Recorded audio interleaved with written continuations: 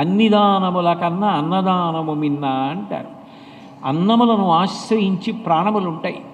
అన్నమే లేక ఒక వ్యక్తి ప్రాణాలు కోల్పోతున్నాడు అనుకోండి, ఆ సమయంలో మీరు పెట్టిన అన్నమేదో అది మరునాటి వరకు అతని ప్రాణములు నిలబెడుతుంది. అంటే ఇప్పుడు ఒక వ్యక్తికి ప్రాణదానం చేసినటువంటి ఫలితం అన్నదానం చేసిన వాడికి దక్కుతోంది.